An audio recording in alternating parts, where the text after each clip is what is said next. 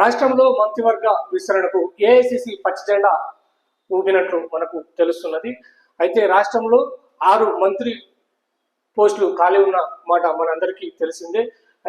అయితే రేపు గవర్నర్ సమక్షంలో రేపు 3 మంత్రివర్గ విస్తరణ చేయాలంటూ రాష్ట్ర ప్రభుత్వం రాష్ట్ర సచివాలయ సీఎం కార్యాలయంలో వాళ్ళు అధికారులు అయితే పావులు కలుపుతున్నట్టు తెలుస్తుంది.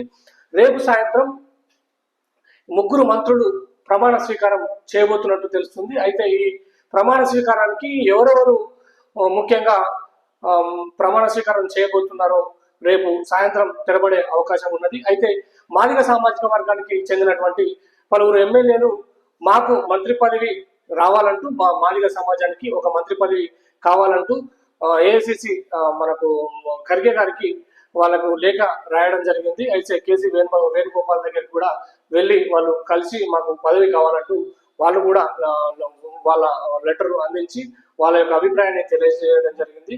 అయితే అద్దంకి దయాకర్ కూడా ఎమ్మెల్సీ కోటాలో నాకు మంత్రి పదవి కావాలంటూ వారు కూడా అడగడం జరుగుతున్నది. అయితే ఇటీవల కాలంలో మనకు రాష్ట్రంలో ఉన్నటువంటి మీనాక్షి నటరాజన్ దగ్గర వారు అద్దంకి దయాకర్ నాకు ఎమ్మెల్సీ కోటాలో మాకు మంత్రి పదవి కావాలంటూ అద్దంకి దయాకర్ కూడా ఎక్స్ప్రెస్ చేయడం జరిగింది, అడగడం జరిగింది. అయితే అంతకుముందు మంత్రివర్గ విస్తరణ చేసే ప్రక్రియలో జానారెడ్డి గారు రంగారెడ్డి జిల్లా సంబంధించినటువంటి అక్కడ ఉన్నటువంటి రంగారెడ్డి జిల్లా కూడా ఒక మంత్రి పదవి కావాలంటూ ఏఐసిసికి లెటర్ రాసినటువంటి నేపథ్యం మనకు కనబడుతుంది.